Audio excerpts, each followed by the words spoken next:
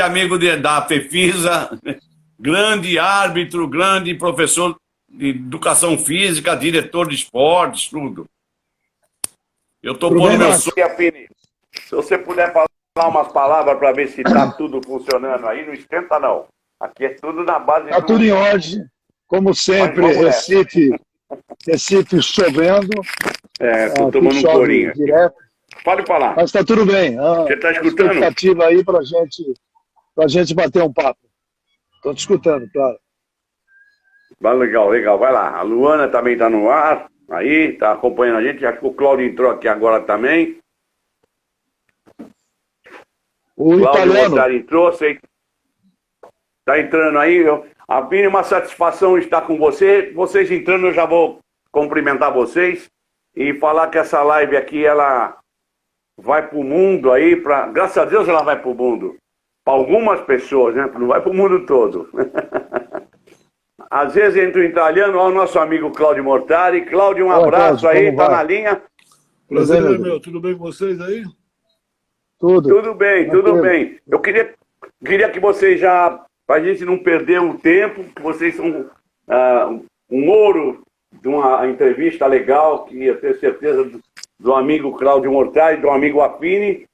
Cláudio e o Affini aí, cumprimenta primeiro, vamos deixar o Cláudio cumprimenta o público aí eu passo para o Affini, ele cumprimenta e eu vou falando com vocês. Vai lá. Não, prazer muito grande estar participando desse evento aqui, junto ao Affini, um companheiro de longa data, seu também, que foi meu companheiro de faculdade, inclusive. E aí, estamos aí, vamos que vamos. Vamos que vamos, é isso aí, Cláudio. Legal te ver aí sorrindo. O Affini, pode cumprimentar o público aí, Affini. É um prazer imenso, principalmente rever os velhos amigos, o Cláudio, que de vez em quando a gente se fala, porque é uma amizade como a sua que nós construímos ao longo do tempo. E espero que o que a gente vai falar de basquete, o pessoal goste e participe. Um abraço, Vai gostar sim, porque vocês são muito experientes.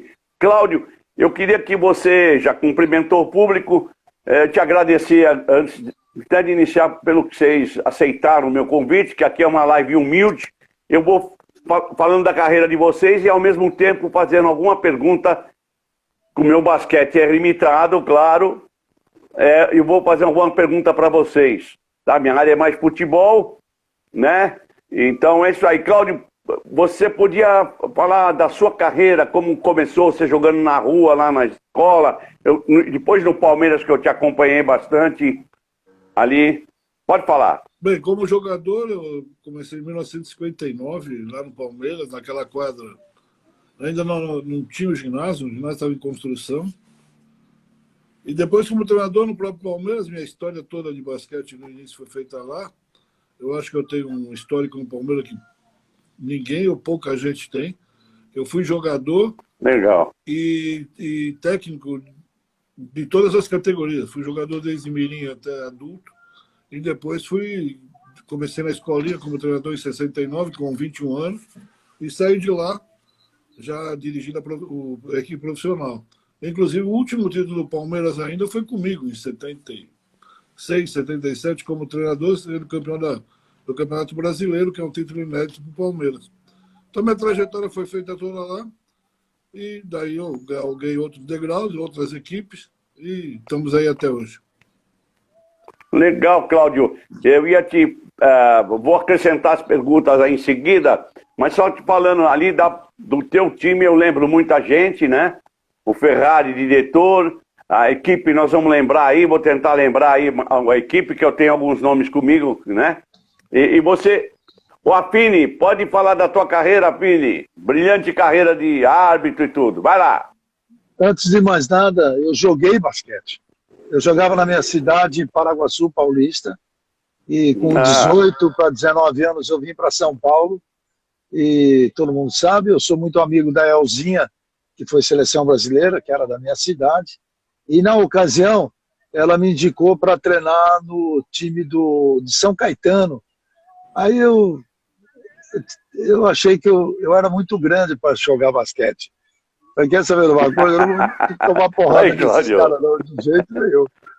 Mas eu jogava relativamente bem, como jogador do interior, Fiquei uns 3 meses batendo bola no São Caetano, era Zecão, era Jesus, olha só, tudo moleque como eu, mas não dava para jogar porque o tamanho não ajudava, né? Aí entrei na educação física, fiz curso de voleibol no primeiro momento, porque não tinha aberto o curso da federação. Aí em 72 eu fiz o curso da federação de basquete e no ano seguinte eu comecei a apitar. E lá se vão mais de 50 anos, né, Cláudio? Mais ou menos isso. 72 é mais de 50 anos. Ou melhor, 51 anos praticamente de basquete na vida da gente. Ou seja, o sangue corre com o basquete. E aí continuei como professor, fui técnico de basquete, eu fui técnico do São Paulo e fui técnico do Sírio. Eu tinha uma equipe muito forte no Colégio Salete, na década de 70, começo de 80, que jogava Kadum, jogava Israel, jogava Vladimir, jogava Adilson, jogava Poletini, que era bolsa de estudo. Eu era o técnico desses meninos na ocasião. E aí depois eu tinha que ter uma opção, ou eu ia ser técnico ou eu ia apitar. E eu adorava apitar. E aí eu fui apitar basquete. Aí um monte de coisa aconteceu. Eu te faço uma pergunta no meio disso aí, porque tem que aproveitar o gancho. Você não quis ser árbitro de futebol? Não, de jeito nenhum. Não, você ganhava mais, tal? Não era questão de querer ser. Inclusive, para quem não sabe, eu fui convidado porque o Ducídio é meu primo, o Ducídio Vanderlei Bosquilha é meu primo. Gente boa, eu sei. E ele falava assim, Affini, você já está no meio do basquete, está no meio da arbitragem, vem para o futebol, ganha muito mais. Falei, mas vocês apanham muito, falava para ele. Você apita com o revólver na cintura. Você sabe disso? Falei, não quero esse negócio, não. Aí eu fui apitar basquete, continuei no basquete. Olha, na linha tá entrando um amigo de vocês, eu acho que Rafael Martins, entrou mais gente, fute alunas, uma coisa assim, não, basquete alunas, qualquer coisa assim. Aqui tem a Pati Tobias, professor Mortari, lembro muito dos treinos em Mogi das Cruzes. Eu era do time feminino amador e torcedora do time principal. Legal. Um abraço aí, Pati. O Cláudio, manda um abraço para ela aí. Um abraço. Por favor. Nós temos Mogi, nós tivemos o prazer de iniciar o basquetebol lá, depois de... Já que era Suzano, nós começamos em Mogi depois, e no segundo ano já foi campeão e tal, e tem aí uma trajetória que lamentavelmente está interrompida esse ano aí, que parece que Mogi não está disputando o Paulista e não disputará o Brasileiro. Legal. O Mogi eu trabalhei com futebol lá, segunda divisão, fiz um trabalho legal, o pai do Neymar era meu ponta, trouxe o Lino que não jogava mais futebol. É um trabalho, esse de treinador que a gente vai discutir, o Cláudio era uma pessoa que eu tenho satisfação de falar de tática, a gente sempre trocava ideias sobre a técnica, tática, e hoje com a Affini para ajudar nisso a gente vai falar. O Jonas está na linha, J1 Jonas, deve ser conhecido de vocês, e o D1 Basquetebol entrou. Conhece? D14. Conhece, Cláudio? Eu acho que eu não sei se o D14 pode ser o Danilo Castro, não sei se. Realmente eu não sei. Legal. Ô Cláudio, eu vou com você agora e depois a gente pode fazer pergunta você pro Affini, o Affini para ele, tranquilo. Eu sei da correria, mas eu tenho aqui, que eu marquei de você aqui, em 1976, você ganhou 6 títulos assumindo no Palmeiras. Mas antes disso aí, aquele time de vocês de basquete, de futebol, de basquete, eu jogava futebol pro menino do Palmeiras de futebol, lá nas quadras, vocês lá num ginásio depois. Chovia, eu comentei com vocês isso aí ontem, quando chovia e eu arrumava uma boquinha na perua de vocês, eu fui ver jogo de vocês contra o Tietê. Eu vou falar o nome de alguns aí, Mosquito Onofre, o Luizinho de Luca, o Zé Roberto, eu não sei se o Cavilha estava. Quem que jogava? Como é que era esse time que você jogava, o Luizinho? O Luizinho eu frequentava às vezes a casa dele, tudo, jogava botão, tudo. O Luizinho, na realidade, era vizinho ali do clube, né? Morava na Caraibas, ali a 10 metros. O tio dele, Ele deve estar vendo. Um abraço, Luiz. O tio dele, Pode falar. O tio dele, inclusive, o Renatinho, foi meu dirigente, acho que o primeiro dirigente que eu tive quando fui Renatinho, eu lembrei. do Mini. Legal. Ele era um diretor à altura do time, que ele era tão baixo quanto os jogadores. Né? Eu lembrei agora. Luizinho, Mosquitinho, realmente faz muito tempo que a gente não se cruza, não tenho nenhuma informação. Do Mosquitinho ainda a gente tinha algumas informações, que a gente estava no Círio, que ele frequentava lá, tudo. Mas o Luizinho, realmente, nesse tempo aí, eu não sei se o Márcio Cavilha era, não lembro. O Márcio é o único que... Acho que não, acho que era mais embaixo ele. Eu acho que era mais novo, então, né? Desse pessoal todo aí, a gente tem muito pouco contato, mesmo porque o Palmeiras também comete um erro muito grande aí, que nunca reúne esse pessoal, nunca tem que reunir.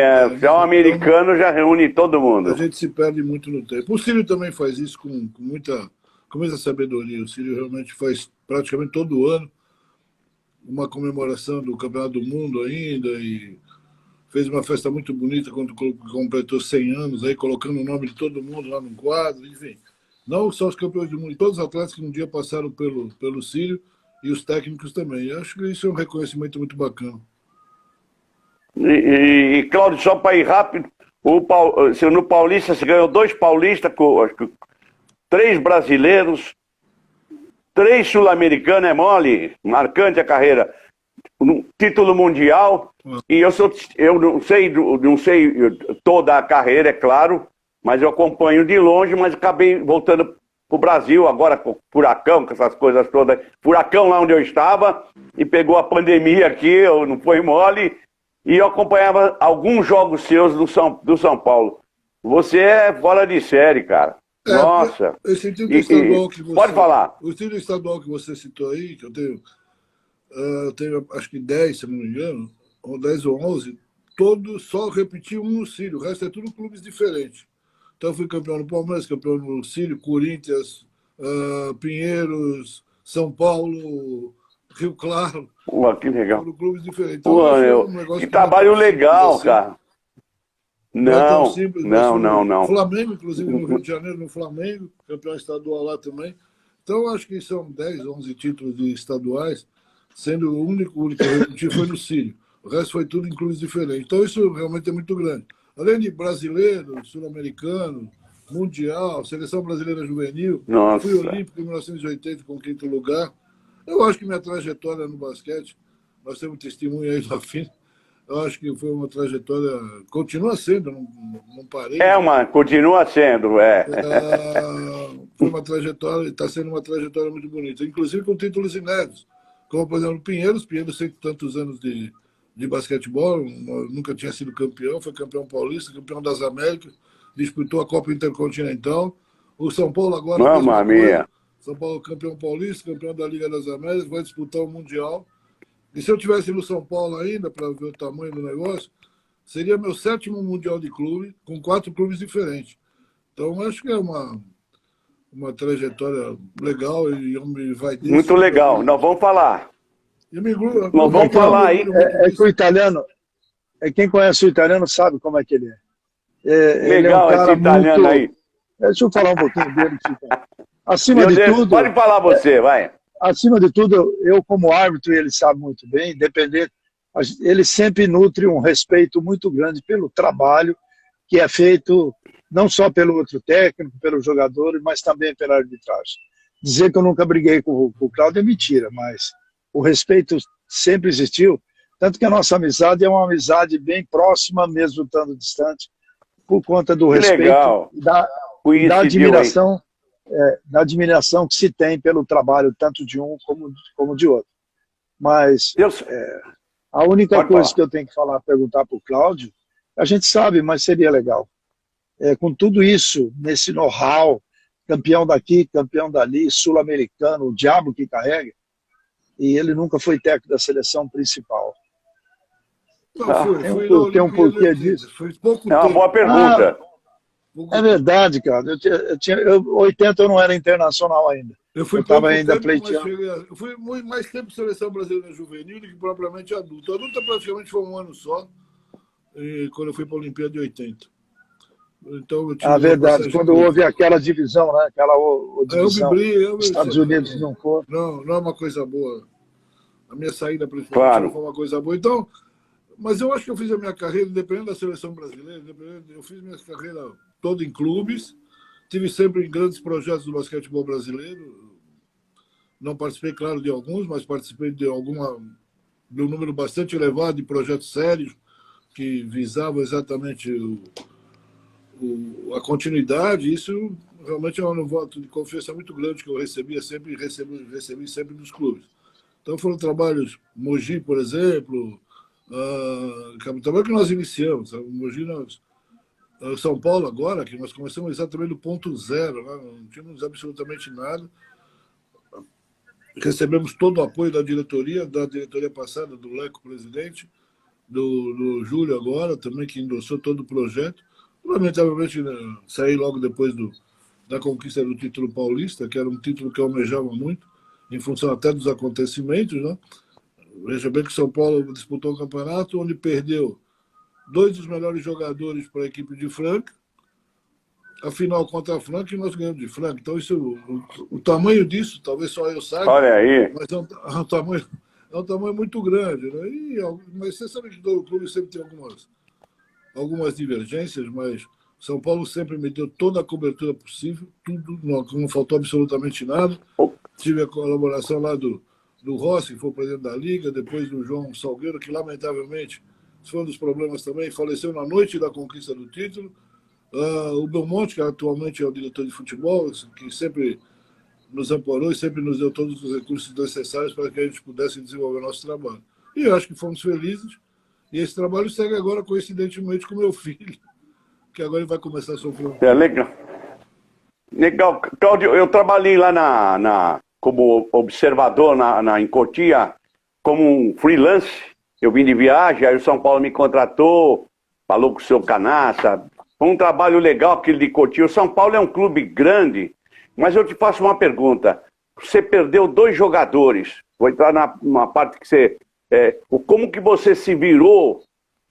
Dá uma ideia que isso aí não é fácil para um treinador. Agora vou generalizar para treinadores até de futebol. O treinador tem que saber mexer com isso aí. Conta alguma coisa disso aí. Como é que você conseguiu montar? Você treinou mais com o outro? Você deu oportunidade? Como é que foi? Conta aí pra gente. Não, tivemos que remontar. Né? Não teve outra saída, a não ser remontar. Os 2 jogadores, o Lucas Mariano e o Jorginho, foram 2 jogadores que hoje o Lucas Mariano talvez o melhor jogador do Brasil. Mas você o Jorginho também era bom, né? Quando você tem o número de carreiras que eu tenho, as perdas fazem parte do negócio. Né? Já cheguei a perder Marquinhos, Marcel, Oscar, o Rock Smith no Corinthians, enfim, isso é uma continuidade da vida. Né? Porque você faz um trabalho, você é campeão, automaticamente você está chamando a atenção de muita gente. E esses jogadores sobem degraus, passam a ser queridos, passam a ser desejados. Né? Isso vai acontecer sempre, não tem como ser diferente. Aí cabe a mim, cabe ao treinador, não exatamente a mim, a remontar tudo, porque você não pode ficar no canto chorando e tem que remontar, tem que fazer. Né? Então eu vejo... Você olhar... Eu vou logo perguntar para o Affini, falar com o Affini, só um segundo.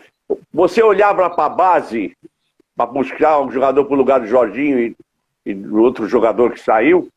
Fatalmente você ia ver um jogo do juvenil, você foi? Quando você tem, depende do volume, depende do nível de equipe que você tem, as substituições tem que ser mais ou menos, se não igual, pelo menos no mesmo nível. Então foi a resposta que o São Paulo deu. Entendi. São Paulo É isso aí. trouxe o Marquinhos, por exemplo, que era um vitorioso também, um jogador que já tinha jogado comigo no Pinheiros. Trouxe o Marquinhos, que aí houve uma compensação bastante grande. Outros jogadores, você vai... A vida é feita de reciclagem, a vida é feita de renovação, claro, de acontecimentos que às vezes você tem. E esse eu acho que a grande vantagem da carreira que eu tenho de treinador de basquete, ou seja o treinador que for, é que você não tem nunca um dia igual ao outro, cara. Eu tenho uma profissão que não tem um dia igual ao outro. Eu saio de manhã de casa, eu vou dar treino, eu não sei o que aconteceu, o que vai acontecer, entendeu? Você não tem... O que é hoje pode não ser amanhã, o que não foi ontem. E o que você tem obrigado a tomar decisões absolutamente solitárias. Né? Você pode ter uma comissão técnica de 50 pessoas, você consulta todo mundo, quem é, quem não é, quem vai ser, quem não vai, mas aí você vai para o seu quarto e quem decide é você sozinho.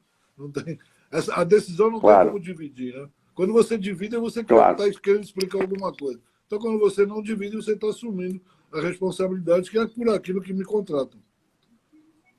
Interessante. Affini, você como é que você foi seguir a ser árbitro? E como é que você iniciou, já que você tinha um parente que era árbitro e famoso, ele me levou jogador lá no Mogi das Cruzes, no União. E era um time pequeno, tal, que ele me levou 4 jogadores bons de bola, e um foi pro México, o outro jogava de meia esquerda. E olha, como é que você tomou gosto pela arbitragem? Você começou apitando um jogo pequeno, depois grande, como é que foi? Fala. Tem uma história interessante. Mas antes, Marcos, o pessoal está me mandando aqui que eles não estão conseguindo acessar essa live que nós estamos tendo. Depois você dá um alô, e tem várias pessoas aqui que estão entrando no meu WhatsApp aqui, perguntando porque eles não estão conseguindo entrar. Não, eu tenho uma história interessante. Era @Marcos Palopa. Entra no @Marcos Palopa, vê lá, ao vivo, clica para entrar. Instagram. Tá Instagram. O Cláudio conheceu a minha carreira inteira e tinha uma conversa que com o Affini não tem papo, vai ganhar quem é o melhor. Mas isso aí tem uma história, o porquê disso. Era Caxias ele, Cláudio? Chato. Poxa. Na pagodade não, era gente boa. Eu era o único árbitro que apitava 3 segundos na época. Ele falava, pô, Vili, só você apita 3 segundos. Mas ele lembra disso. Essa foi boa. Mas eu tenho uma história, o porquê da história e o porquê de ter sido vitorioso, assim como o Mortari, de admiração e tudo. Logo que eu vim para São Paulo, antigamente existiam os jogos escolares e as finais eram realizadas no DF e no Ibirapuera.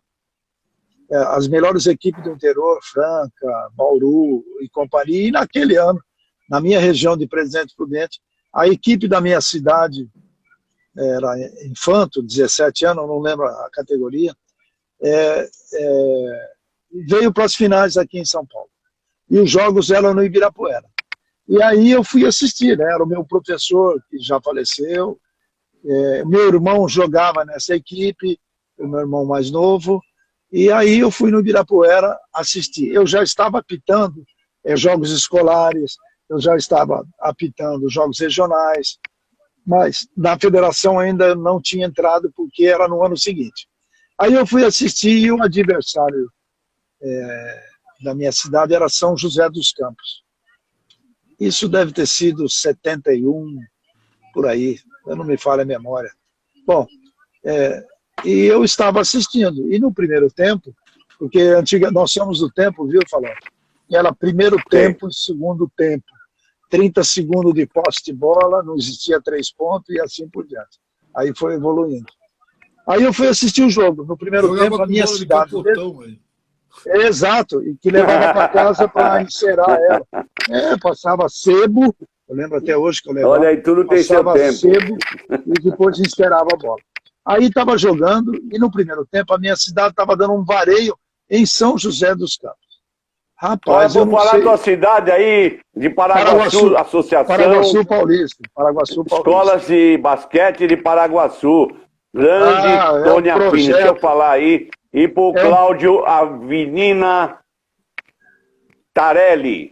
Grande tio Mortari. Pô, legal. Esse é um projeto, isso aí que você falou de Paraguaçu, é um projeto liderado pelo meu amigo Rodrigo, que eu falei para ele que ele tem que ser gestor. Espetacular. Ele trabalha tanto em Paraguaçu como em Assis, desenvolvendo novos talentos. Bom, aí no segundo tempo, Cláudio e Falopa, eu não sei por que o jogo virou. A arbitragem, eu não sei por que, eu não vou falar nome, mas eu guardo até hoje. Depois eles se tornaram grandes amigos meus. Eu não sei por que o jogo virou e o São José ganhou o jogo e meu time não sabia o que fazer. Bom, nesse momento, pra você ter uma ideia, eu invadi a quadra, eu não me conformava com o que eu estava vendo, eu era Olha torcedor. aí. Eu invadi, foi a primeira e única vez. Eu invadi a quadra como torcedor e falei para eles assim: olha, vocês não sabem quem eu sou, mas eu vou ser árbitro de basquete e nos meus jogos vai ganhar sempre o que melhor jogar. Não fazer isso que vocês fizeram. Então, eu coloquei em público, na ocasião, um objetivo da minha carreira. Vai ganhar sempre quem for o melhor, por conta do que eu estava vendo. Então, foi aí que despertou realmente esse objetivo de atingir o que eu atingi dentro da minha carreira, que, assim como o Cláudio, ela também é grande. Então, foi isso que aconteceu, Olha, viu, pessoal? legal. Eu queria aproveitar para fazer um comercial antes do Cláudio falar aí. É um livro que eu lancei técnico, tem 100 páginas, colorido, todo ilustrado, com partitá. O Cláudio gosta disso também, aposto com a Fini também. Tem a parte de fundamento, tem a parte de tática, tem jogadas que o Brasil fez para ser campeão do mundo, tem o prefácio do Pelé, o outro prefácio do Parreira, Dino Sanes, pessoal tudo amigo, Zagallo, entram no livro, mas é interessante para quem treina. E eu queria aproveitar esse gancho que eu estou falando do meu livro, que está à venda na livraria Martins Fontes, na Avenida Paulista 509. Que vocês vêem o Zagallo no final também, tem o Pelé aqui dentro.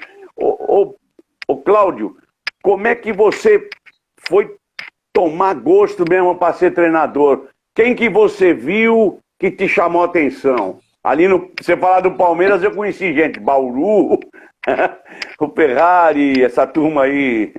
Eu acho Edson. que o fato de jogar no Palmeiras me possibilitou muita coisa, porque para essa nova geração que não sabe, o treinador de basquete estava no mesmo contexto que está o treinador de futebol hoje. Perdia 3, 4 jogos, tchau e bênção. Né? Não tinha esse negócio de poder ficar 3, 4 anos no time. Então, você mudava muito. Então, eu tive Canela, tive Brás, tive Túlio de Grado, tive Bauru, O Brás. Início, Lembrei. tive Edson Bispo, enfim, tiveram os melhores técnicos, Mário Amâncio Duarte. Acho que todos os técnicos brasileiros da época eu tive a oportunidade de ser dirigido. Então, a partir daí, e são coisas da vida que você não tem como explicar, foi crescendo uma tendência normal de eu poder dirigir. Eu sempre fui uma pessoa muito observadora. Né? Então, e a coisa surgiu do nada. Quer dizer, surgiu de uma oportunidade que eu recebi no Palmeiras, de indo dirigir, como a filha teve esse campeonato colegial aí, que era um negócio extremamente importante em São Paulo, né? E o meu professor de educação física, eu já estava no Mackenzie estudando, meu professor de educação física do ginasial, não tinha. Quem que era? Não conhecia direito, enfim. E me convidou para me dirigir o time, que era praticamente o juvenil do Palmeiras. Lula. Quem que era? Lula, Margarida, esses caras aí do Palmeiras. O Lula técnico hoje era um. Lula eu joguei com ele no Cancan. O Lula técnico hoje. É ele? Cara. Professor lá na Pompeia. Aí aconteceu o quê? Fomos fazer a final no Pacaembu. Mas você vê que as coisas acontecem por acaso. E nós ganhamos o título, que era aquele colégio Zuleika de Barros, ali da Pompeia. O Mackenzie, campeão, e 2 dirigentes do Palmeiras estavam assistindo o jogo. Assim que terminou, em função do problema que tinha a saída de um técnico do Palmeiras, me convidaram para começar o trabalho na escolinha. Eu tinha 21 anos, eu comecei minha carreira com 21 anos. Eu tenho 50 anos, mais de 50 anos de efetivo exercício, né? É muito tempo. Então, eu comecei ali, tive a oportunidade do Palmeiras de começar no Mini. O ano seguinte já fui para na escolinha, perdão. No ano seguinte já fui para o Mini 69. Foi o primeiro ano de competição Mini com a tabela mais baixa. O Palmeiras participou, em 70 já foi campeão. Aí a coisa seguiu, eu fui galgando todos os degraus no Palmeiras, infantil, juvenil, até chegar no adulto. Mas começou assim, praticamente se você falasse se eu almejava isso, não sei, não poderia responder, porque talvez não poderia saber se seria isso, mas eu sim tive a oportunidade, talvez, de reunir os prós e os contras de todos esses técnicos que eu trabalhei, aí você faz uma análise, é claro, e trilha o seu próprio caminho, né? Sempre observando, sempre procurando estudar aquilo que os outros fazem de positivo ou não. Você é daquele tempo que o time titular do Palmeiras tinha Rosa Branca, Edson, Não. que eu vi, Jadir. Jogando. Não? Menon? Como não? jogador, não, Menon já não, como jogador não, nem o Rosa. Mas ele fazia parte do elenco adulto. E eu jogava nas categorias de baixo.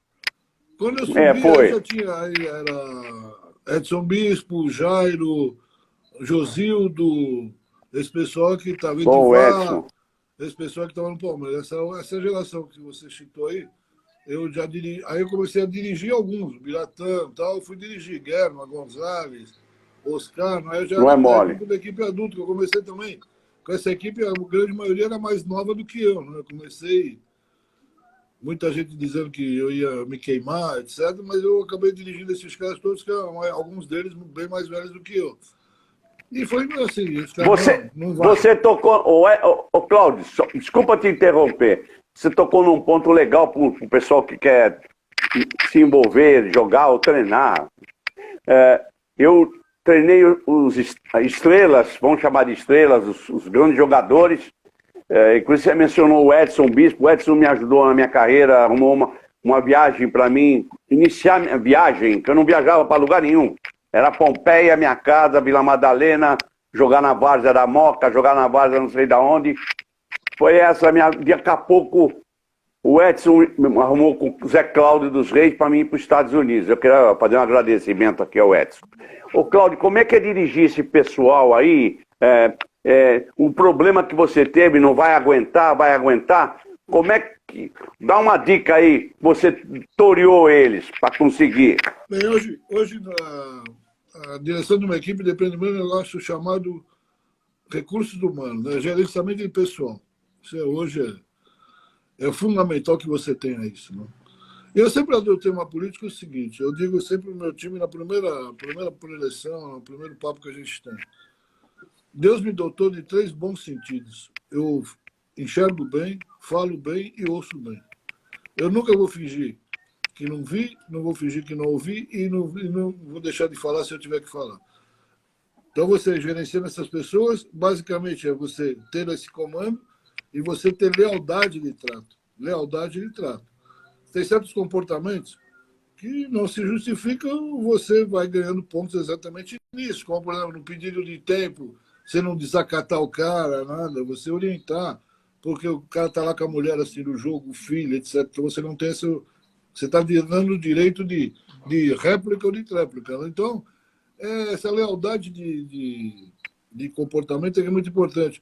Eu valorizo muito isso, porque, por exemplo, eu tive 8 anos de Sírio, 7 anos de Pinheiros, troca o time, vira aqui, vira ali. Então, quando você permanece muito tempo no time, agora no São Paulo já foram 3 anos, então isso é sinal evidente que a coisa funcionou. Então, as peças que vão saindo, as peças que vão entrando, a peça que vai entrando já sabe exatamente o que ele vai encontrar. Agora, o jogador não pode nunca suspeitar da sua honestidade de trabalho. Pode duvidar até da sua capacidade técnica. Isso é um outro problema. Mas não pode duvidar da sua honestidade de trabalho. Quer dizer, o cara joga porque ele é melhor que eu, pelo menos na opinião do técnico é melhor, o conceito do jogo é esse, eu não estou enquadrado. Então ele tem que ter esse relacionamento, é fundamental que ocorra. Senão você não dirige muito tempo, não tem como. Aí você tem prazo de validade. Você sabe que, principalmente no futebol, a gente vê que tem muito treinador com prazo de validade. 2 meses depois a coisa não aconteceu. Então, eu estou vendo aí. Estou vendo agora aí. Eu ganhei, vocês perderam, realmente não é uma coisa. Agora, acho que a lealdade de trabalho é uma relação de amor e ódio, de amor e carinho, principalmente de amor e ódio. Né?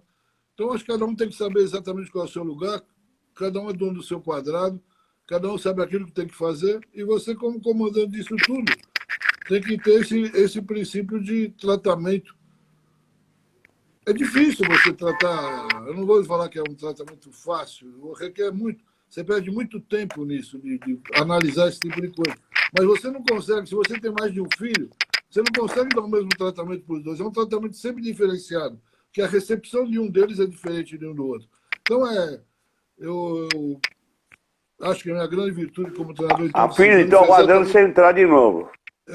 Foi exatamente essa lealdade de trabalho, essa honestidade de trabalho, e depois, é claro, as vitórias vão facilitando, você vai ganhando um crédito, uma confiabilidade cada vez maior. O Afine saiu da linha, acho que estava ajeitando o telefone dele no lugar que ele está ali. Eu acho que ele está numa perua, pelo jeito. É normal, o Instagram a gente faz. E eu fiz com um treinador de Pernambuco, que montava a base aí em Pernambuco, e foi muito legal. Ele fez numa perua, do carro dele. Ô Cláudio, e você acha que, por exemplo, eu conheci alguns treinadores que... Porque aqui tem muita gente também acompanhando o futebol, tem lá na Moca o pai do Lucas, espero que esteja acompanhando, um abraço aí, do Alvorada. Cláudio, você acha a tática do basquetebol, alguns treinamentos, que eu usei muita coisa assim, mas eu quero ouvir de você, pode ser aproveitado no futebol? Bom, antes de mais nada, você sabe que eu sou formado pelo curso do sindicato. Quando o Ontem Aras de Abreu era o presidente do sindicato. Tá. Então eu tenho uma bola no pé também. Não, mas é o seguinte. Legal. O Mazzola, não sei se a maioria não vai saber quem é, o Mazzola, que foi centroavante da seleção. Altafine. Jogou muito tempo no Palmeiras. Altafine, não? Na Itália era Altafine, aqui era Mazzola. O José Altafine. Conheço bastante. Pode falar. O Mazzola trouxe... uma entrevista que eu vi do Mazzola trouxe algumas ideias que o futebol italiano estava usando alguns princípios do basquete. Né?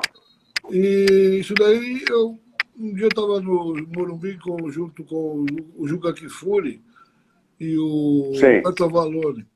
E trocando ideia ali no Guaraná que a gente estava tomando e tal, o Juca achou a ideia legal, fez uma matéria no Placar sobre isso, né? Eu posei até no Morumbi com a bola de basquete, a bola de futebol. Essa reportagem do Placar repercutiu muito. Inclusive, legal. Não faz muito tempo o PVC fez uma matéria na Folha sobre esse tema que eu havia falado. Então, existem algumas terminologias, inclusive, parecidas. Né? E eu acho que tem muito de treinamento, principalmente passe 2x2, 3x3, corta a luz, enfim. Existem algumas coisas que eu acho que trança. Cúmplices de uma coisa da outra. Né? E na oportunidade, quando eu fiz essa matéria, eu fui, na realidade, convidado para ir para o futebol. Né? Uma das pessoas que me ligou foi o Marco Polo Deonero, que era dirigente do Palmeiras, e era presidente da federação, se eu não me engano, me falando se eu estava realmente afim. Como eu estava na seleção brasileira, sírio, campeão, uma série de coisas, talvez eu não tenha dado a devida proporção do negócio, né? E eu estava... Claro. Então, a coisa parou por aí, porque, na realidade, para mim, dirigir direto, você sabe que é a mesma coisa que você vir no basquete direto. Não é tão simples, não basta a terminologia, tem que conhecer. Eu falei, vou pegar o futebol, o cara pega a bola na área com a mão, os caras vão falar que eu que ensinei, entendeu? Fica uma confusão muito grande. Então, eu declinei do convite aquela vez, mas nós sabemos que na história do esporte, no basquete e futebol, tem muita gente. Otto Glória, Diego Lameiro, Júlio Mazei. Me ajudou. Edivar, Júlio Mazei. Canela. Todos esses caras do basquete e do futebol. Acho que até o Flávio Costa veio também do basquete, se não me falha a memória. O Diego Lameiro, com certeza. Que foi treinador, foi amigo muito do Otto. Otto Glória foi também. E Canela foi futebol do Botafogo. O Kurtz se envolveu muito com o futebol, o Ismael Kurtz. Foi meu preparador físico. Recente perdeu a esposa. Foi meu preparador. Foi teu preparador. Kurtz trabalhou com Gana, com Bahrein, com... puxa vida... Angola, eu joguei contra ele com Angola, contra ele com a África do Sul. Tá bem carimbado, e a gente boa, ele deve estar assistindo a gente. Um abraço. Ele não apareceu aí. Um abraço, Kurtz. Ele me ajudou aqui, ele virou um assistente de entrevista comigo aqui. E de tanto a gente fazer uma dupla, não assistente, uma dupla. Eu entrevistava ele, eu vi que foi dando certo, trouxe ele, o Carlos César, que foi do Flamengo, e começou a dar certo. Por isso que eu estou fazendo com vocês dois, que são, além de amigos, grandes entrevistados. Affini, o que é trabalhar numa Olimpíada como árbitro? Ó, antes de falar sobre essa carreira, vamos dizer assim, eu estou escutando bem o Cláudio, porque uma das coisas que a gente cobra, todos, né, de uma maneira geral, é estar preparado. Se preparar pelos desafios que se vêm. Cláudio, como é que são esses novos técnicos hoje? Vou começar do teu filho, que está indo bem e com certeza vai brilhar muito por esses caminhos de quadra. Mas como é que está sendo a preparação desses jovens valores? Eles costumam frequentar cursos, vão fazer intercâmbio, ou simplesmente pela vivência? Onde é que entra o que você falou agora? Eu acho que está muito pela vivência. Honestamente, nós perdemos muito contato com o exterior. Eu lembro que eu viajava com o Círio, com o Corinthians, com o Flamengo, para o mundo todo, torneio de Natal na Espanha, então eu vi um intercâmbio muito acentuado e você estava sempre bastante atualizado. Hoje esse intercâmbio praticamente não existe mais. Inclusive a seleção brasileira que fazia todo ano aquela excursão aos Estados Unidos e tudo mais, isso não existe mais. Eu não sei se nós empobrecemos, eu não sei exatamente o que aconteceu. Mas hoje eu vejo, e eu estou tornando isso público porque eu fiz isso num trabalho que nós fizemos junto aos técnicos, nesse mesmo sistema aqui. Eu acho que os caras são um pouco precipitados. Querem alcançar rápido a coisa sem escalonar outros degraus, entendeu? Querem já subir grande. E você sabe que esse caminho é um caminho sem volta. Você subiu e tal, depende da sua atuação ou não, você não volta mais. Então, não tem como. Então, a pessoa no anseio de chegar rápido, de ser o cara, de ser a seleção, de ser não sei o quê, ele tropeça. Eu acho que muita gente tropeça aí pelo caminho. Esse caminho é longo, é demorado, é de sacrifício, não é fácil, não é simples. Simples é você tomar café lá no bar e lá você resolve qualquer problema, mas eu quero ver lá dentro da quadra você resolver. Acho que eles não têm uma convivência fraterna, porque, por exemplo, no nosso tempo lá mais antigo, eu, o Edivar, o Mical, o Zé Boca, a gente não tinha uma amizade fraterna também, mas acho que a gente tinha um respeito muito grande. E eu me preparava, eu fiz questão, inclusive, de participar da festa de pendurar a camisa do Hélio Rubens lá em Franca, fui até Franca, exatamente porque o Hélio foi o grande incentivador da minha carreira. Eu me preparava para jogar contra o time de Franca. Eu queria ganhar do Hélio Rubens, isso era extremamente importante para mim. Mas eu acho que hoje falta esse vínculo definitivo com o clube que tem sobre você, sobre contrato.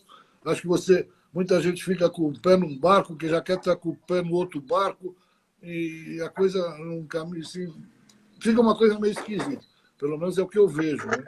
Quer dizer, eu não vi porque eu acho, eu vi porque eu trabalhei até o fim do ano passado, faz 6 meses que eu estou fora do basquete, e tenho um componente dentro de casa. Então, a gente sente que há um certo distanciamento, uma certa exclusividade, quando deveria ser exatamente o contrário.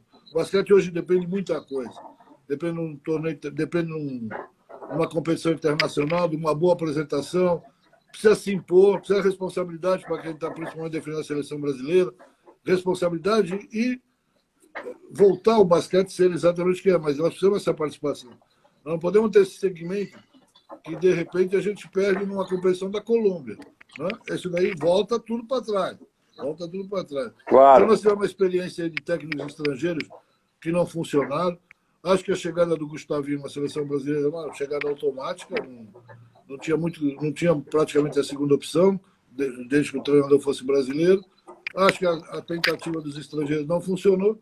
E nós estamos aí, vai e volta, estamos elásticos. Lembrando que o mundo cresceu também, né? A Rússia dividiu, ficou mais equipe, a Iugoslávia dividiu, ficou mais equipe, então, e o número de vagas olímpicas tudo continuaram o mesmo. Então, hoje o pré-olímpico é mais difícil que a própria Olimpíada.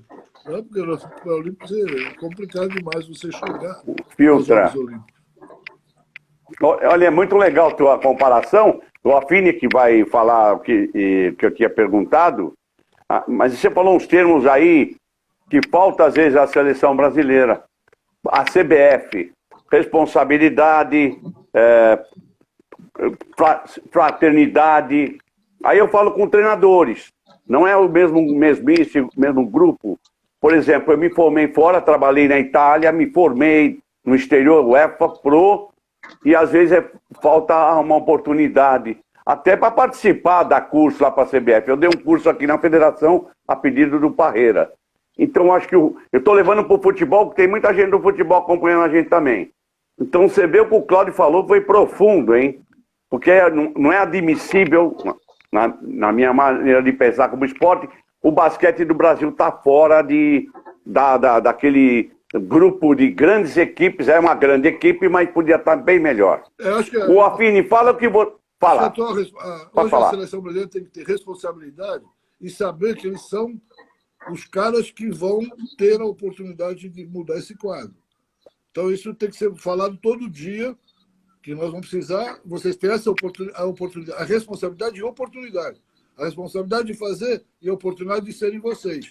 Então eu acho que fica fácil você falar exatamente isso para qualquer seleção brasileira que se apresente e que tem qualquer competição internacional. Então nós estamos precisando disso, nós estamos criando ídolos. Eu tive outro dia no treino da seleção brasileira. Legal. Hoje você não tem. Eu tenho poucos atletas onde você vai sair de casa para ver o cara jogar. Você não tem o grande ídolo. Você não tem o Vladimir Amorim, Marcel Oscar, Paulo Hortência. Isso você não tem mais esse cara que é atração. Você tem grandes figuras.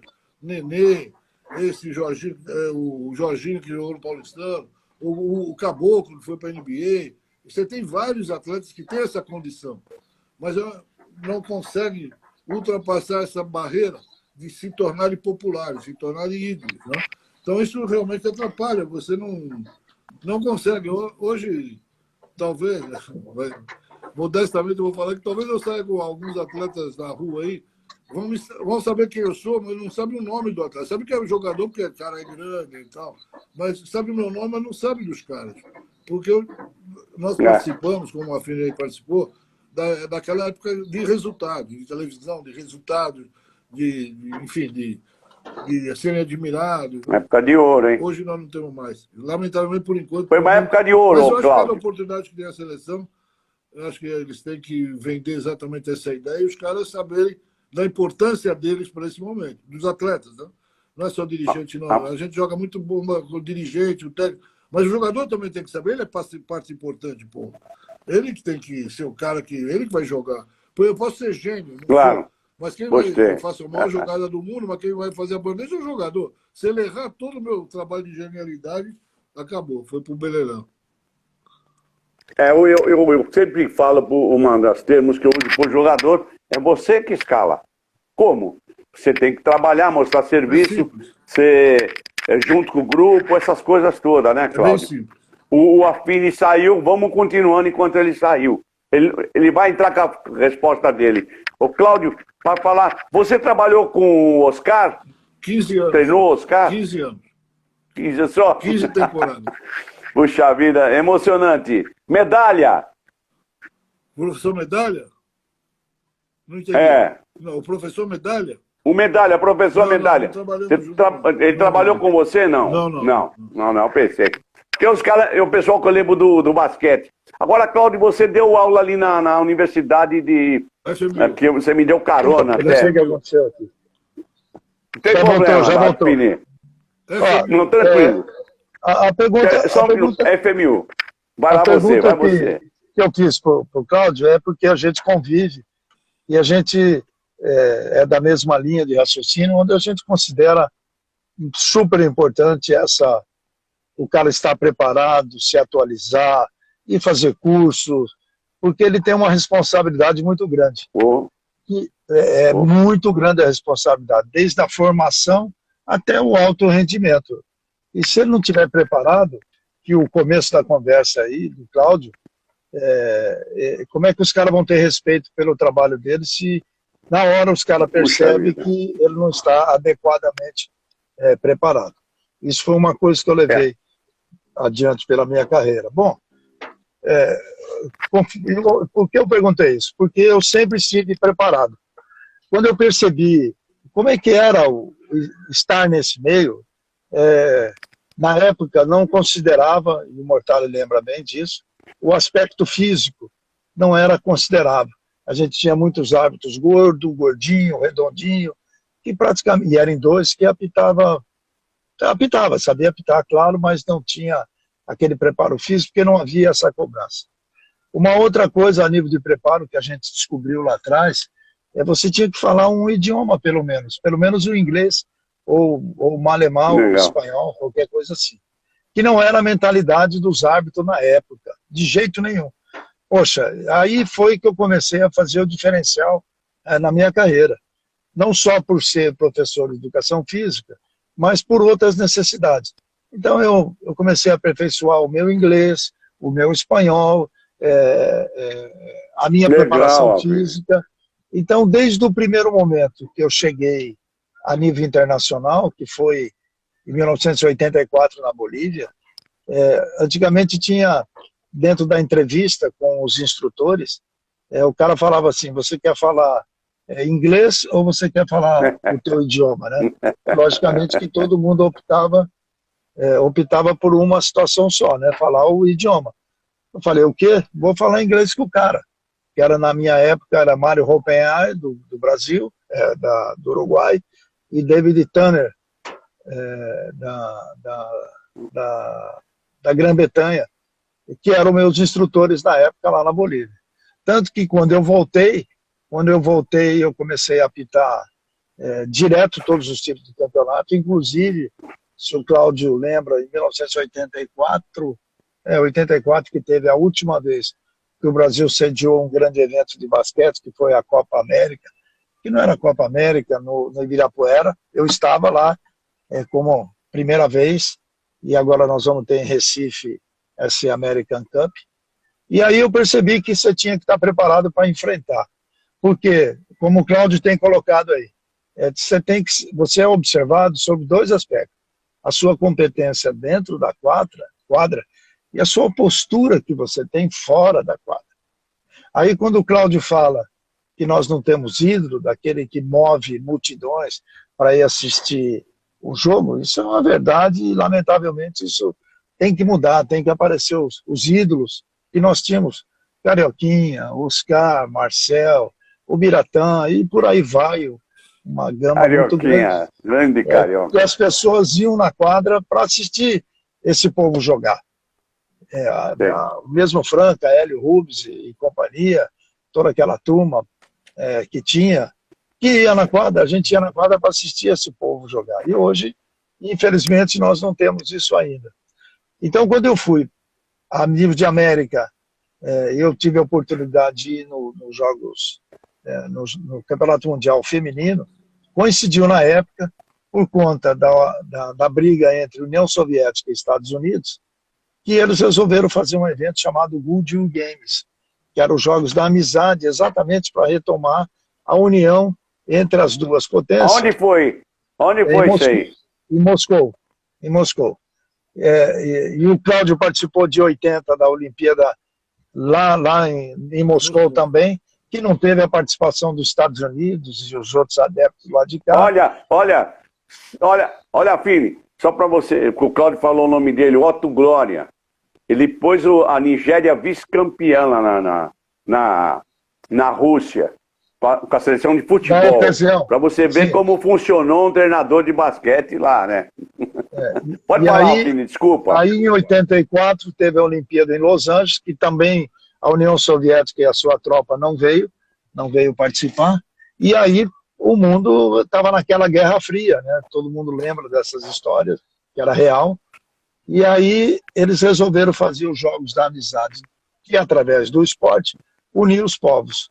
E eu tive a honra e a felicidade de participar desse primeiro evento lá em Moscou. Que legal. E aí depois veio o Mundial Feminino em seguida em Moscou também, que as pessoas que estavam dirigindo me conheciam aqui da clínica conheciam da clínica, que era Mário Rompenhaio, enfim, outros nomes que não me vêm à memória, e eu tive a honra de apitar a final feminina. Aí, em seguida, nós fomos para a Olimpíada, em 88, em Seul, o frio na barriga, lógico que acontece, como jogador. O jogador quer ser convocado para a seleção brasileira. E o árbitro quer ir para um campeonato mundial, para uma Olimpíada, e eu estava voltando do Mundial feminino, que eu tinha apitado a final, então eu estava começando a ser a bola da vez, e quando eu cheguei em Seul, em 88, na hora da apresentação com os dirigentes, o meu instrutor aqui da Bolívia era o secretário-geral da FIBA, que era David Tanner. E ele lembrou de mim. E aí eu fiz um trabalho fantástico, tendo a honra de apitar naquela Olimpíada um jogo que nunca mais vai se acontecer, que era União Soviética e Estados Unidos. Foi a última vez, porque a penúltima vez, olha como é a história, né? A penúltima vez tinha sido em 72, aonde mesmo? Com a Olimpíada do... Olimpíada de Munique, isso.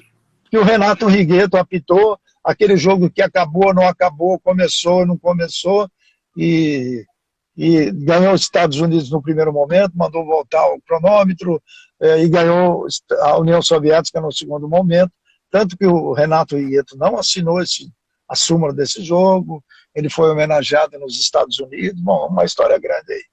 E aí, 16 anos depois, eles voltaram a se encontrar pela primeira vez, e a última vez eu tive a honra de apitar esse jogo, que ganhou novamente a União Soviética num jogo normal, sem problema nenhum, por aí você vê. E aí eu fui agraciado pelo trabalho que eu tinha feito, de ter apitado a final olímpica entre a Iugoslávia, de Petrovic e companhia, com a União Soviética, e ganhou a União Soviética naquele ano.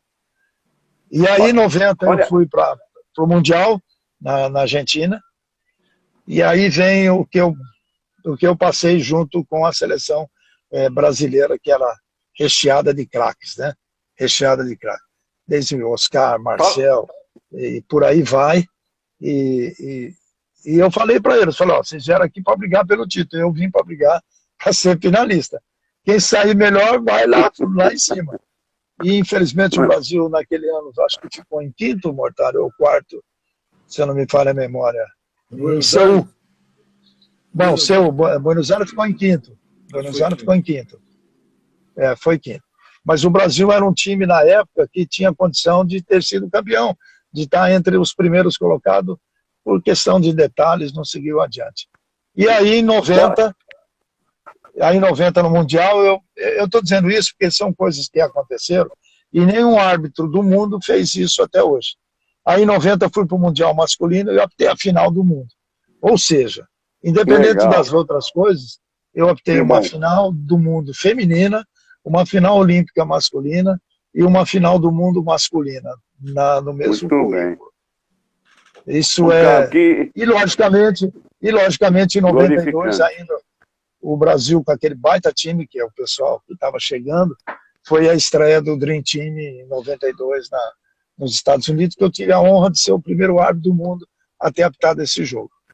E aí depois eu fui para a Olimpíada em 92, apitei 2 semifinais e por qualquer razão não apitei a final também. E o resto a gente brincou, se divertiu bastante, hein, Cláudio?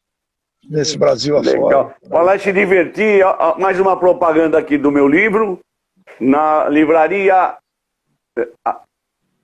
Martins Fontes, na Avenida Paulista 509, vai ser lançado aqui também na livraria Nova Cidade, na Vila Mariana, no próximo mês.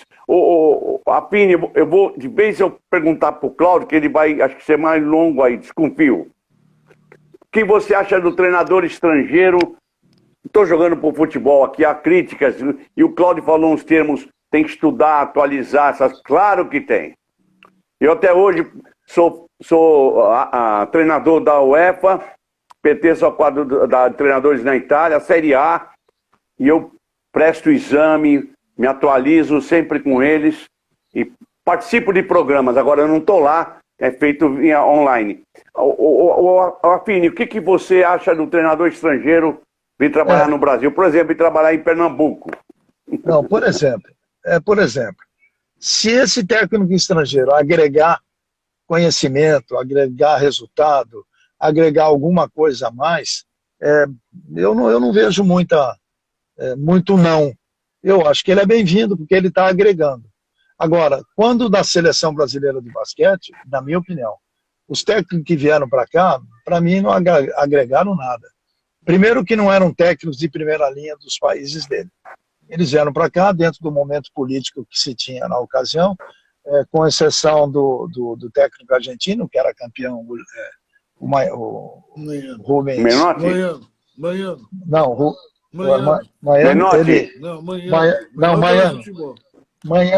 Manhano, que era campeão olímpico, tinha ganho dos Estados Unidos. Ele veio para cá, mas por relacionamento, enfim, eles eram um técnico diferenciado. Agora, fora disso, eu não vi nenhum técnico outro que veio, os espanhóis que apareceram, então, enfim, que não agregaram em nada. Agora, isso que o papo estar preparado é estar atualizado com o que está acontecendo. Assim como o árbitro. O árbitro que vier para cá, ou o árbitro que for para fora, ele tem que estar, no mínimo, à altura do primeiro colocado daquele lugar, para ele agregar alguma coisa. Ele saber se comunicar, ele saber se impor, mostrar porque ele veio. Então, eu não sou contrário, não, mas tem que estar preparado. No futebol, não é porque é meu time. É isso aí. Mas tem divergência, que nem contra o Abel. Seu time é o Juventus? Seu time é o Juventus da Javari, não? Não, eu torcia para o Juventus também. Meu time segue o líder aí, vamos tranquilo. Mas falando do técnico, o Brasil está com vários técnicos estrangeiros trabalhando.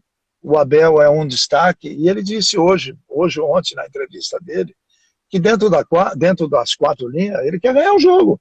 Ele vai fazer de tudo como todo mundo faz. Mas do lado de fora... O que não é novidade, tem que ganhar o jogo. Porque ele sabe, aí que nem o Mortari falou do basquete, o cara perdeu 4 partidas, ele vai ser trocado no futebol, então nem se fale, né? Nem se fale. Agora, se um cara vem, bota um time como é o Palmeiras, aonde está, disputou todos esses títulos, conseguiu tudo isso, e está em evidência, eu acho que ele tem competência. Se ele não tivesse competência, tranquilamente, ainda mais na cultura que tem aqui no Brasil, ele já estaria na rua. Tem outros tantos trabalhando por aí que está fazendo um bom trabalho também. Agora, tem que estar preparado, tem que ter competência. É duro você, não é perder, né, vamos dizer assim. Um técnico estrangeiro poderia estar tomando o lugar de um brasileiro.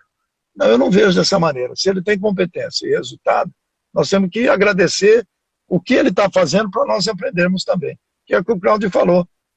O Cláudio saiu de São Paulo, foi numa festa, aí tem o outro lá, uma festa em Franca, a qual ele lembra que toda vez que ele ia jogar lá, como era, ele foi lá agradecer a um técnico chamado Hélio Rubens. Isso chama gratidão. Poxa.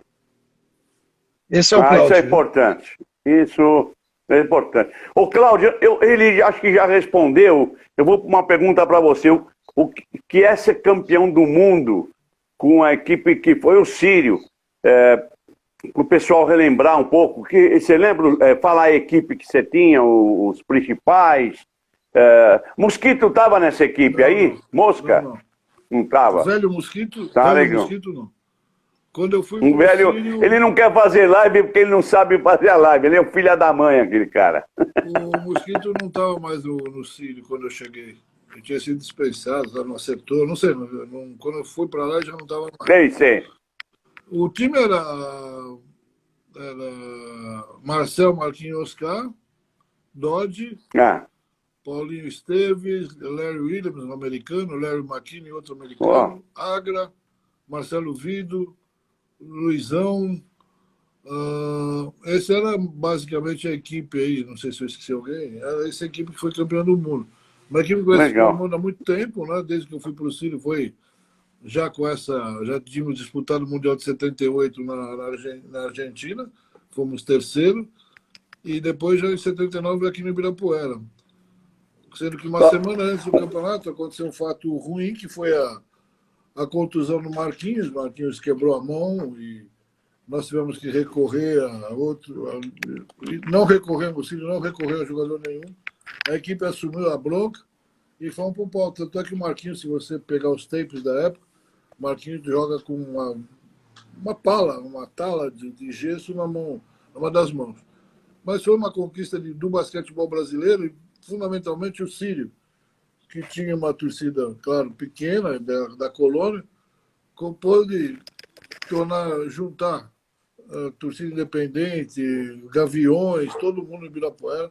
Acho que foi, nesses últimos anos, o maior público que o Ibirapuera recebeu, né, na nossa final contra a equipe da Iugoslávia, que nós ganhamos na prorrogação por 2 pontos. Olha, um abraço pro Lava Jato que entrou aí, que acho que ele é da Moca, aí parceiro aí do Centro de Esportes da Moca, aí que tem o Alvorada que treina lá, e a gente vai às vezes dar um apoio para aquela meninada lá, que faz parte da vida da gente, às vezes poder ajudar alguma equipe, ajudar algum jovem e desenvolver o futebol, enquanto a gente está no mercado. Cláudio, é muito interessante isso que você falou. Você, agora você é treinador ou consultante ou um diretor de... O que o Cláudio almeja aí? O que pode ser, Cláudio? Pode falar. Eu resolvi, por uma série de problemas, que não cabe apontar dedo para ninguém, logo depois que eu fui campeão no São Paulo, alguns dias depois eu pedi demissão. E estou no aguardo aí, se houver alguma outra oportunidade, ou como treinador de quadra mesmo, que eu estou em condições totais ainda, ou no legal. numa administração técnica, que pode ser um dos cargos. Mas estamos aqui esperando ver se acontece. Sabe que nós não escolhemos, nós somos escolhidos, então temos que aguardar se vai haver essa oportunidade ou não. Se houver, estou aí para continuar trabalhando. Acho que o trabalho me faz falta em função de alguns problemas pessoais que eu tive na vida e tal. Então, acho que estou aí, estou no mercado, mas eu acho que a minha posição ali, quando nós ganhamos o título, ela estava sobrecarregada. Pode ser que muita gente considerou uma atitude intempestiva de minha parte, mas eu estava absolutamente consciente do que eu fiz. E agora estamos aqui no aguardo para ver se alguma coisa acontece. E eu continuo minha carreira ou continuo aqui de vacações.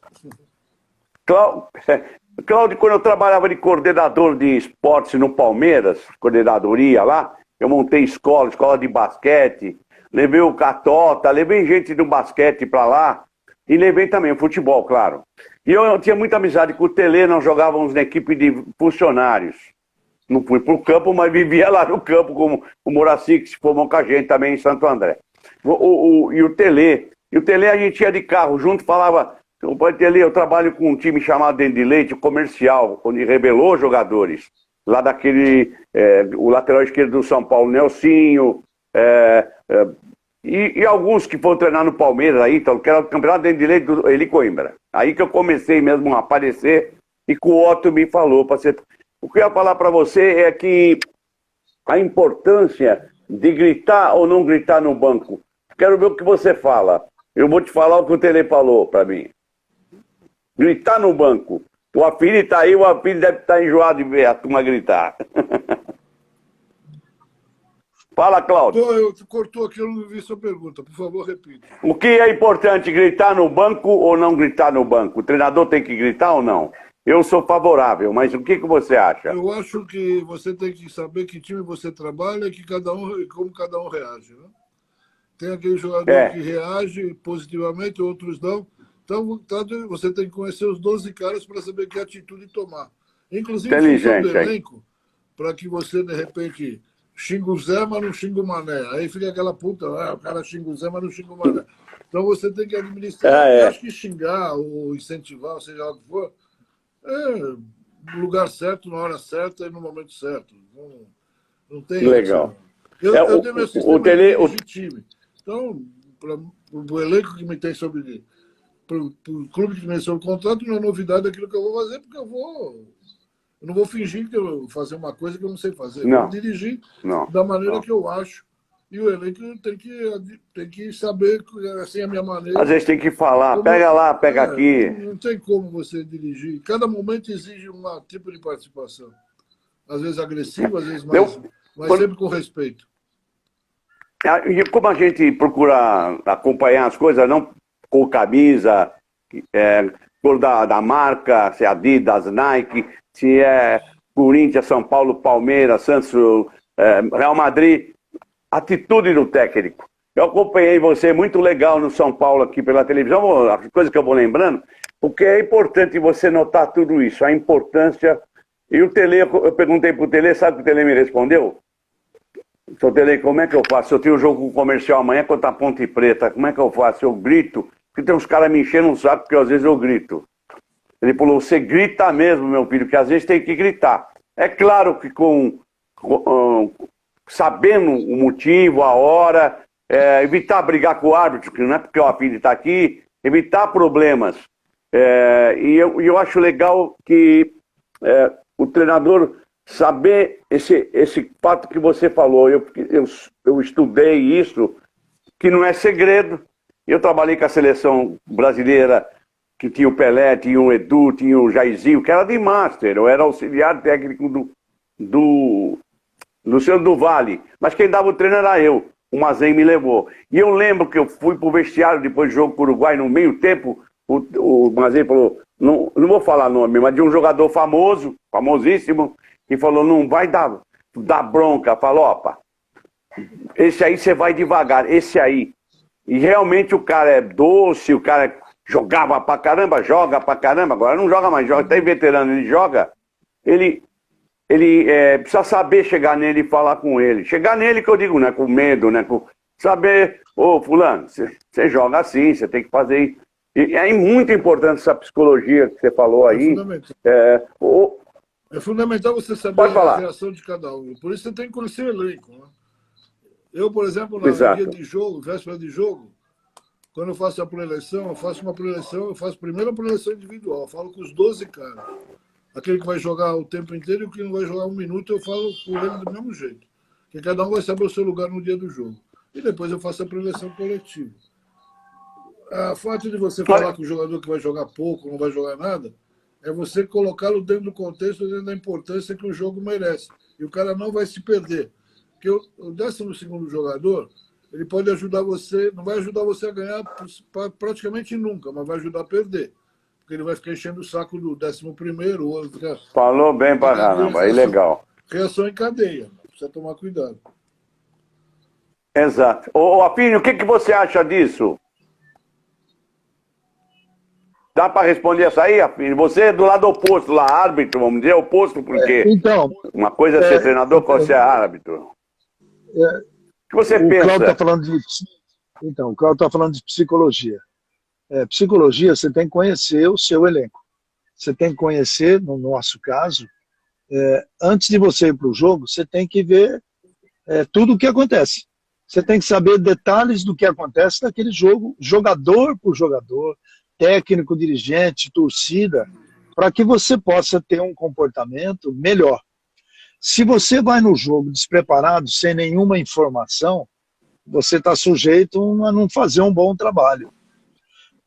Claro. Isso que o Claudio está falando é verdadeiro. Por exemplo, num determinado lance que o técnico concordou, que ele achou prejudicado, e ele vai à loucura naquele momento.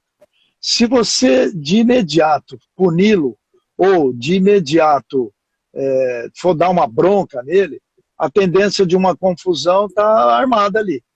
Você tem que esperar saber o que ele está extrapolando para você poder agir. O momento correto. Ou de você esperar ele falar o que tinha que falar, ou puni-lo imediatamente, ou ponderar para que você possa ter o controle do jogo. Isso você vai aprendendo, essa psicologia, além de você estudar, que é o caso do Cláudio, com certeza, em meu caso específico, você tem que saber a hora certa de agir. Porque o comportamento do jogador, do técnico, da arbitragem, é de acordo com o momento. O jogador, de repente, faz um passe errado, faz uma bandeja mal concluída, naquele momento crucial, ou devia passar para A, não passou, ou não fez a jogada. Se o técnico não souber quem é aquele jogador, como ele vai dar uma bronca, aí descamba tudo. Não tem como segurar. Na arbitragem é a mesma coisa. Se você não souber lidar com essa hora daquela emoção, do erro, da bronca, não é possível que aconteceu, você põe o jogo a perder. Então, Claro. ainda dentro do preparo. Não é só a experiência que nos mostra isso. Você tem que estudar também. Porque você está lidando com o ser humano. E o jogo de basquete é pura emoção. O jogo de basquete é pura emoção. É um jogo que se decide em milésimo de segundo por um erro, por uma falta de atenção, ou de uma falta não marcada, ou de uma falta marcada. Então é uma série de componentes que você, árbitro, que você, técnico, você tem que saber. Porque senão você põe a perder tudo, tanto de um lado como de outro. Foi isso que eu aprendi. Inclusive, o Cláudio fazia parte dessa história. Eu sabia como lidar com o Cláudio, mas eu sabia que muitos árbitros, dependendo do que o Cláudio fazia, ele era punido de imediato. E não cabia a punição. Não que questão de merecer ou não, mas eu estou dizendo do momento do jogo. E eu aprendi muitas coisas. Eu vou lembrar o Cláudio. Em 1992, você estava dirigindo o Palmeiras, não era, Cláudio? 92? 91. Não. Esse tempo o Palmeiras acabou em 77, 78. Ah, não, então não era você. Eu vou lembrar o nome do técnico. Mas por que o Palmeiras? Eu tinha apitado... Não, 92 não, foi antes. Eu tinha apitado uma decisão do Campeonato Brasileiro em Ribeirão Preto, na Cava do Bosque, entre Rio Claro e Jales, da época de Flor Melendes. Eu não lembro que equipe você dirigia. 91. Quem dirigia o time do Rio Claro era o Bosco. De volta eu estava indo para... Não lembro. Pirelli, talvez. Era o Bosco. Eu não lembro. Eu sei que... E aí a última bola do jogo foi arremessada com o jogo encerrando, a bola viajando, e ganhou o Rio Claro de um ponto. Ganhou o Rio Claro foi campeão numa decisão que nós não tínhamos TV, não tinha nada, você tinha que decidir, saímos de Camburão, aquele negócio todo. Eu fiquei um tempão sem ir para Jales. Acho que muito tempo não podia ir, né? E lá tinha uma estátua no meu nome lá. E aí, passaram tanto tempo, eu falei, que é isso, eu quero ir, pô. Que história é essa? Eu não roubei ninguém, não fiz nada, não houve erro, a imagem depois mostra que valia a cesta. Bom, eu fui. E era o Palmeiras, eu não lembro quem era o técnico, eu lembro do Palmeiras. Bom, eu sei que se não fosse o Palmeiras, eu acho que eu estava apanhando até agora lá. E o Palmeiras, naquele dia do Jales, ganhou o jogo, lá dentro do Jales, e eu apitando, imagina. Quando acabou o jogo, não precisa dizer o que aconteceu, né? A torcida me cercou, me xingou, chutou, e quem me tirou da bagunça foi os jogadores do Palmeiras, por isso que eu perguntei se era você, eu não lembro quem era o técnico, mas eu não lembro, mas eu quero dizer o seguinte, eu para ir nesse jogo, eu me preparei, eu estudei, eu revi tudo o que aconteceu, e é tudo em torno do que nós estamos falando. E mesmo assim, ganhando normal o time visitante, com uma situação adversa. No caso, para mim, que era o árbitro, eu consegui sobreviver.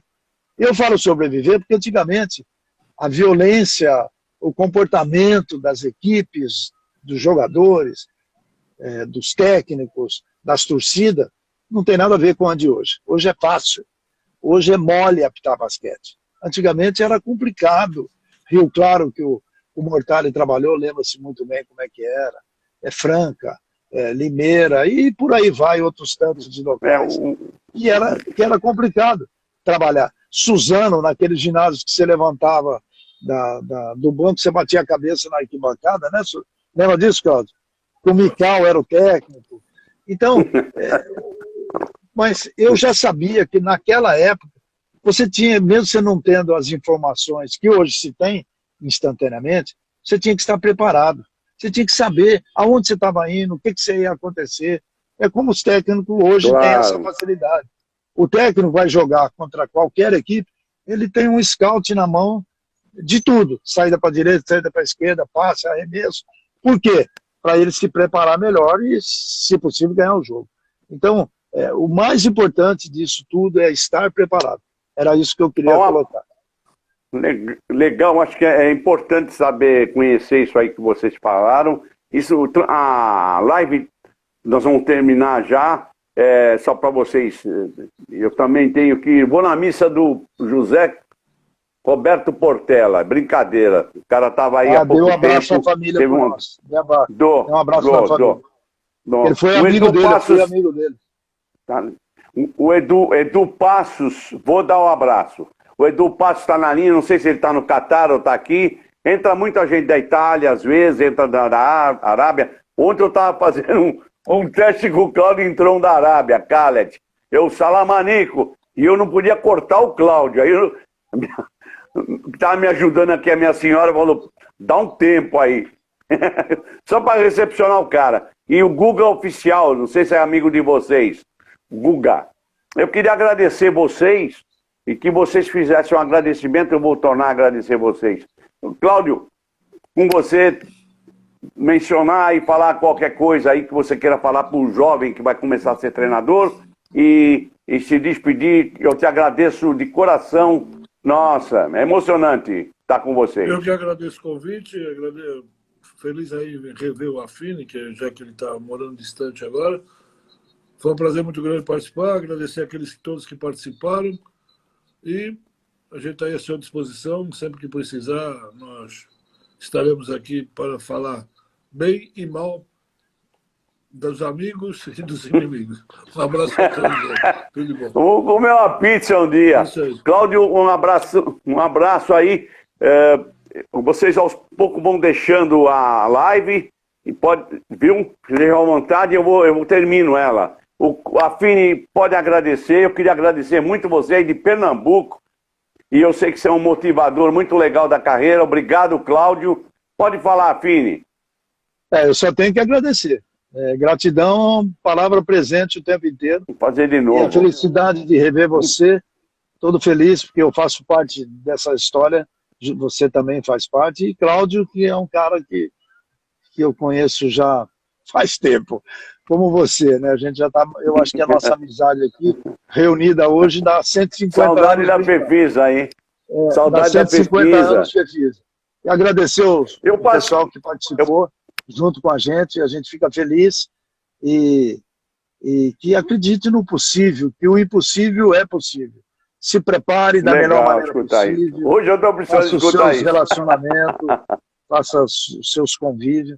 E agradecer, acima de tudo, né, o Marcos, Falopa. A família, né? Falopa. Claro. Agradecer a família que, sem a família ter apoiado, sem a família não sai nem a live. Sem a família não sai a live. E agradecer a Deus por a gente estar aqui firme e forte falando com vocês. Muito obrigado, viu? Obrigado aí por você motivar e espero te rever e falar com você. Já passei teu contato por Weber Laganá. Você falou com o Weber já, não? Não, ainda não. Passei para ele. Logo ele vai imitar no Ninha para você lá. Um abraço, viu? Obrigado. Tchau. Olha, gente, eu queria agradecer, antes de agradecer, mostrar meu livro, que está sendo vendido na livraria Martins Fontes, na Avenida Paulista, 509. E eu agradecer de coração o Cláudio, foi sensacional, tranquilo, técnico experiente, que até ia trabalhar com futebol, que vocês viram. E o Affini, que é da minha época também, da Fefisa, os dois. E são professores dignos e de família muito boa. E contente de ter feito essa live com vocês. Passou um pouco do horário, graças ao sucesso que estava andando a live aí. E eles deram boas dicas aí para o pessoal que estuda também com futebol, com basquete, vôlei, como ser um treinador, como ser um jogador, como ser um árbitro. Né? Obrigado, até a próxima semana. Teremos um grande gestor do futebol que vem do Rio de Janeiro, do Botafogo, e eu quero mandar mais um abraço a vocês aí e tudo de bom. Tchau.